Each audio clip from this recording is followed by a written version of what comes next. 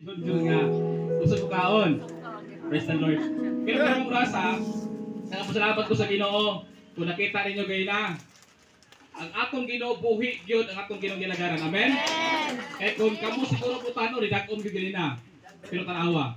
Ingon ana ang Ginoo nga akong gialagaran ug mao ni akong gipailaila sa inyo ha. Praise the Lord. So karong rasa, mao ni ang una nato nga para sa kuha regular service ni. Pero sa inyo ha, krusada. So, nalipay ko tungod kay almost na ko mag 1 year nga nagsigig balik-balik sa inyo ha. By March pohon, mag 1 year na ko pam. So to God be the glory tungod kay nagatuo ko nga do na pay tagahan ang mga katuigan nga to ang pagkuyugan sa pagpabuhat para sa kamayaan sa Ginoo.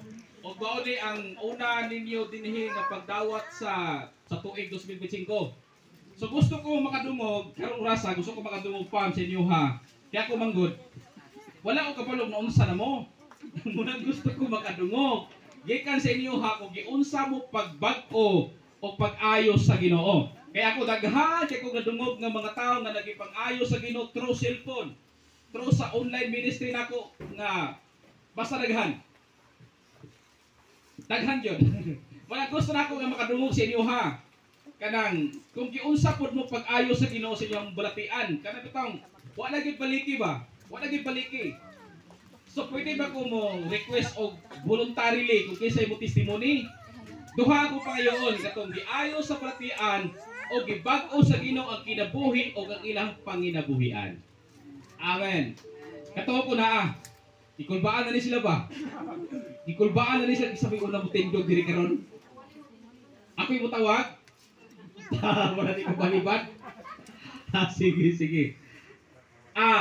Nakuya dungog nga sa dugay na nga panahon sa bata pa siya, kanang tagod siya kinadala nga sakit.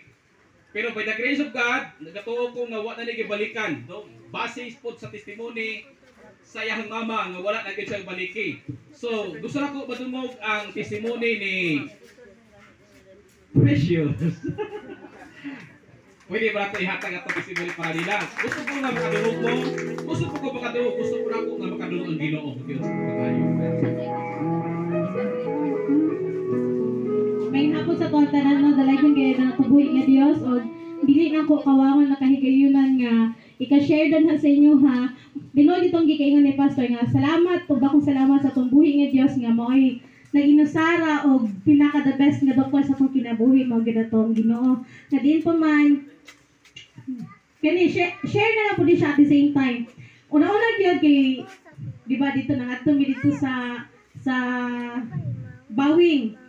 Tung makahinumdum ko around March gito siya una-una namang agto dito. Sa tinud ng mga igsuon kanang abot gud anang dili pa day sa imuha, dili pa ka matunong kung dili pa kapahayagan sa Ginoo murag magduha-duha ka. Naadi na siya mga kaigsunan no, dili man siguro ako lang ang naka-feel ana. Sa tinud ng mga kaigsunan dito na may nabot na dito sa Bawing. Unya bali si ilang mama is grabe ka focus